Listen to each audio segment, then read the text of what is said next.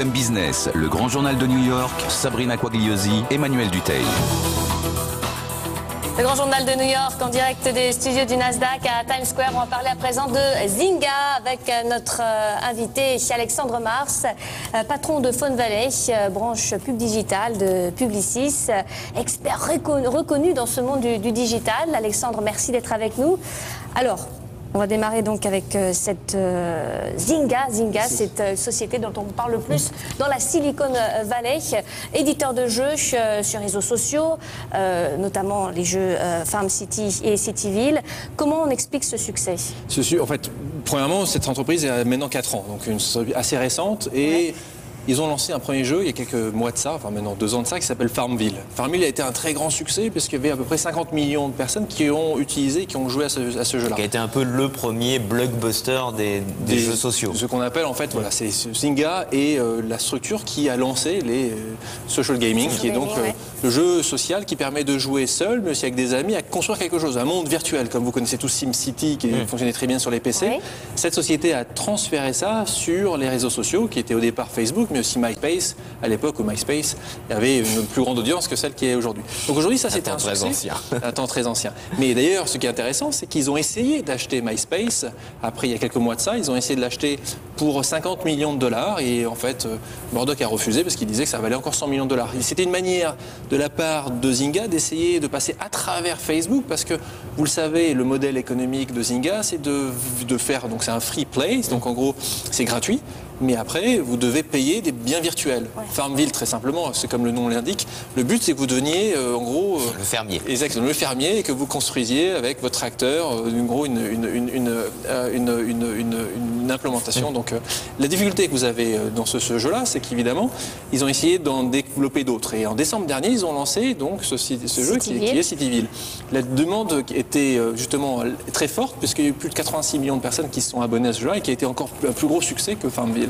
Le modèle économique, c'est gratuit, tout le monde peut y rentrer, mais après vous devez acheter votre tracteur, de la semence. Enfin, vous pouvez vraiment tout acheter. Comment on fixe le prix de biens virtuels? Donc c'est des biens virtuels qui en gros valent quelques centimes d'euros, quelque chose de très peu cher, comme ça les gens ne se rendent pas compte que ça leur coûte quelque chose, mais l'addition de ces quelques centimes d'euros fait qu'à la fin de la journée, ça fait beaucoup. Nous on avait reçu un spécialiste de ce domaine qui dirige Fresh Planet ici. Il avait une joueuse sur l'un de ses jeux qui avait dépensé 900 $ à acheter des accélérateurs pour aller plus vite dans son jeu. C'était... Voilà. Et donc, parce que les gens ne s'en rendent pas compte. Donc, c'est le côté négatif de la chose, c'est que comme c'est des micro-paiements, normalement, vous ne vous rendez pas compte qu'à la fin, ça vous fait 10 €, 20 €, 50 €. Et le but, comme c'est assez addictif, les gens jouent, comme c'est quelque chose qui est avec votre réseau, vous allez jouer avec vos amis, vous allez avoir des compétitions, et donc c'est là où ça commence à rapporter beaucoup d'argent pour Zynga et pour Facebook, parce que le modèle de Facebook là-dessus a rapidement vu que l'argent était important, donc ils ont décidé de prendre en gros 30% de... Ce qui est aujourd'hui l'une des principales sources, si ce n'est la principale source de financement de Facebook. Donc c'est ces 30% qui prennent à peu près sur tout, et ils ont lancé il y a quelques mois de ça ce qu'ils appellent les crédits Facebook, en gros, qui sont la monnaie virtuelle de Facebook, quand Zynga avait lancé ses Z-Coins, qui est en gros sa monnaie virtuelle. Donc aujourd'hui, ils se retrouvent à une situation où quelle monnaie va gagner, quel système, et évidemment quand on parle de centaines de millions de dollars aujourd'hui, le pourcentage a un impact fort sur la rentabilité de ces entreprises. Comment vous, publicitaires, vous pouvez entrer dans ces... Parce que par exemple, les publicitaires ont réussi à entrer dans les jeux vidéo normaux, à mettre des marques, à mettre des pubs, enfin bon, maintenant tout le monde s'y est habitué. Est-ce que là, vous avez réussi à trouver la porte d'entrée La porte d'entrée va peut-être être la similaire. 2 exemples. Bing, donc le moteur de recherche de Microsoft, a exactement fait la même chose. Ils ont investi, ils ont dit, c'est très simple, tu joues sur ce jeu-là, je vais te donner des points virtuels si tu acceptes de mettre sur le toit de ta ferme le bandeau Bing. Des millions de personnes l'ont fait. Ça a été évidemment un succès important parce qu'encore une fois, c'était simple. Même si Bing a du mal à décoller, ça ne suffit pas. Il va falloir encore en acheter un baguette. Mais c'est un produit qui est excellent, ceci étant. Mais, en effet, ils ont comme ça communiqué dans une manière un peu décalée. L'autre qui l'a fait, c'est McDonald's. Alors vous allez me dire, comment McDonald's peut imaginer communiquer sur cette population-là qui va être plutôt justement de fermiers?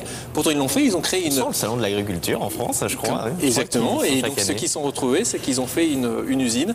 Et ils ont fait une usine McDonald's. Donc, vous-même, vous rentriez et vous preniez justement une connaissance de ce qui se passait. Et vous aviez aussi, évidemment, contre justement ce passage obligé dans la ferme McDonald's, des biens virtuels qui vous étaient donnés. Donc les publicitaires s'empare également de ce sujet-là, parce que la population est aujourd'hui très importante, plus de 250 millions de personnes à travers le monde. Zynga, c'est le leader incontesté. Est-ce qu'on peut s'attendre à une vague de concentration dans ce secteur, puisque beaucoup d'entreprises se sont lancées sur ces jeux sociaux? Est-ce qu'il faut s'attendre à une concentration? Zynga devrait entrer en bourse, hein, ils l'ont plus ou moins dit dans les mois à venir. Donc la valorisation aujourd'hui d'à peu près 10 milliards de dollars. Ils vont en effet rentrer en bourse, en tout cas c'est leur volonté. Le second, qui était le grand compétiteur, s'appelait Playfish, a été racheté par Electronic Arts, ça vous paraît logique, il y a quelques temps. Donc aujourd'hui, oui, la concentration va arriver. Beaucoup de petits acteurs qui peuvent, en fait, il n'y a pas de barrière à l'entrée, aucune barrière à l'entrée, sauf que vous voyez un jeu de qualité et que vous avez une reconnaissance. La difficulté, c'est toujours la même chose. L'économie de réseau, le fait que si vous avez qu'un ami qui joue dessus, vous n'allez pas y aller. Donc le but, c'est combien vous allez avoir beaucoup d'amis. C'est pour ça que les valeurs comme celle de Zynga sont à suivre en ce moment. Et ben on va vous laisser, Alexandre, parce qu'avec Sabrina, on va aller nous aussi créer notre jeu social. On va rester encore ensemble quelques minutes dans ce grand journal en direct de New York. C'était Alexandre Mars, comme chaque semaine.